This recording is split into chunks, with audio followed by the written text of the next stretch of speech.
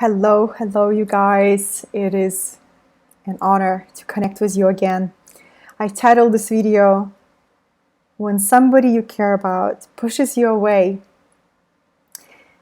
I realize a lot of you who are in my community, you are what we usually call the light workers. People who are really here to bring more light and to raise the level of awareness on a global scale, right? And a lot of you are very sensitive people and you care so much for others, especially when you see them maybe solving the pattern, maybe hurting themselves, right? And the natural instinct is to reach out and help them and prevent them falling off the cliff one more time. Whew.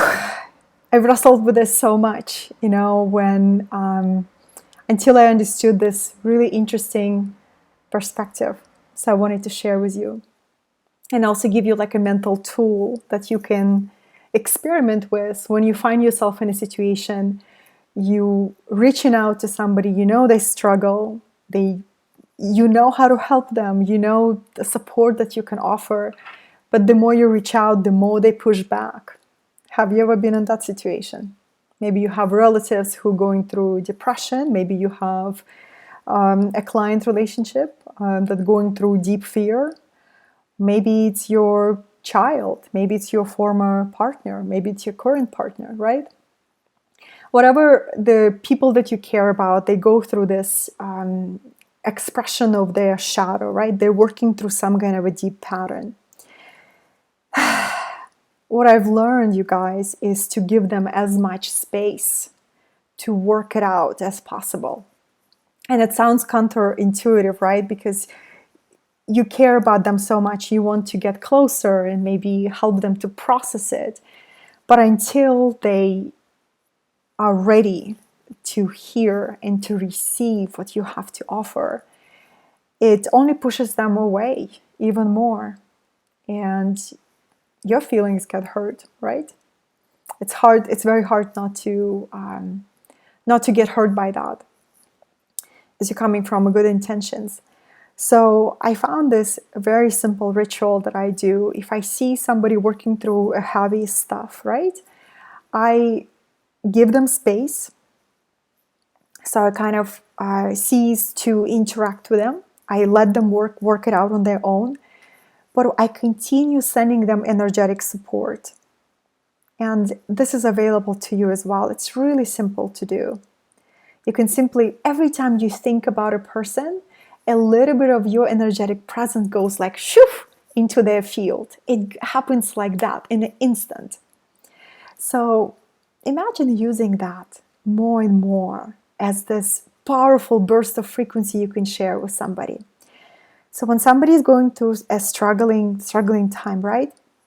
You can simply think about the person and you can send them this message. You can imagine their face and you can say, I'm sorry for your pain.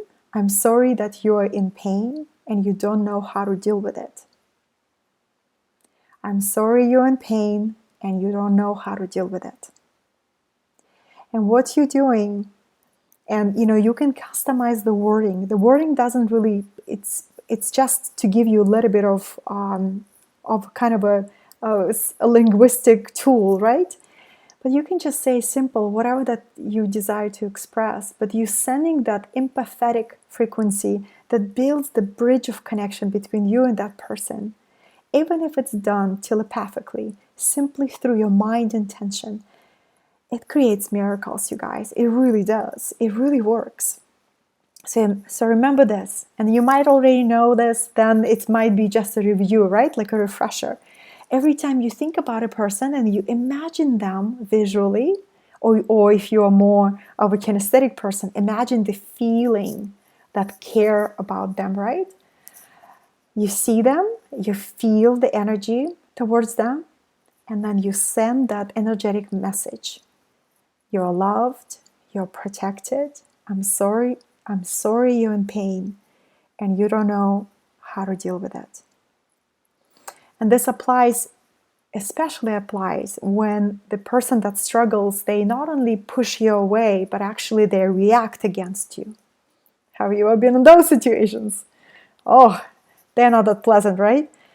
But it's because, you have that some kind of level of intimacy with that person. When they're working through their shadow, it looks like they're lashing out on you. What happens on a deeper level is their pain body, right, emotional body, cannot hold the suppressed feelings as much. So that what looks like a negative emotion is spilling over. Like imagine like full glass of water spilling over, and you're the first one in their field, in their proximity, to spill it over onto you. I hope this helps you to kind of like just a tool, a perspective, right? How to deal with those situations. If it's your family that you're struggling with, maybe you have a challenging family environment, and you see your family working through a pattern of victimization. And usually the language will tell you everything, right? Yeah, they will start speaking like everybody is against me. I don't have the right opportunity. So it's all external blame. Also very, very helps just to remove yourself out of their immediate environment. Let them find the answers on their own. And sometimes we can block their growth by kind of standing in the way and helping too much at the wrong time. Does it make sense to you guys? So for me personally, I left my hometown when I was only 16, and my family is halfway across the globe, and it was really interesting to see this transition of rescuing them and giving them the help and support that they were not asking, right? Overcompensating for my own some deep sense of guilt or some kind of insecurity. And when I had that awakening moment, that when I see somebody going through a really challenging victimhood pattern, right? The best way is to remove yourself and send them support energetically, and wait for them to reach out to you. When they're ready to have that conversation, whatever you will offer them, support or advice or insight or simply listening to them, will be so much more received, right? Because they're not resisting. They already worked through the thick of it.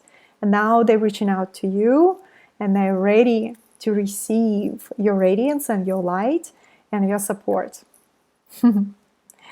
And yeah, that's what I wanted to share with you guys.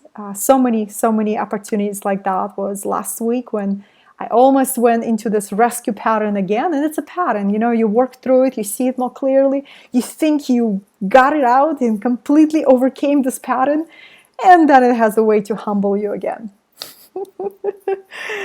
Yes. So trust that this energetic work really, really is effective. And how to make it even more effective, I'll give you one more tip. If you align yourself into the frequency of unconditional love, this is your most powerful energetic frequency. It's available to you at any time you get concerned or worried or really in your head about something. Just remember that the heart has the most powerful magnetic field. And through the energy of the heart, that's how you send that energetic signal of support. So how to get into the state of unconditional love? Think about somebody or something that gets you into the heart opening. Maybe it's a picture of a baby, right? Or a cute little animal, or maybe a happy moment in your life. But something that gets you there, gets you to the place of heart openness and being at peace in the world. And when you align your frequency, then you send that energetic message. Make it a beautiful, beautiful evening, everyone. And thank you for tuning in if you're watching live. And I always love your questions and your comments. Let me know, what would you like me to cover in next videos? What's real for you? For some of you, I've been getting requests about forgiveness, the deeper layers of that work. For somebody, it's more, the connection, how to resolve this tense, emotionally charged conversations. So please reach out to me. And if you have a question that you want to ask me privately, you can just simply send me a private message, and I will honor your privacy and I will answer it publicly like this. Have a beautiful, beautiful evening. And I hope this inspirational video really served you.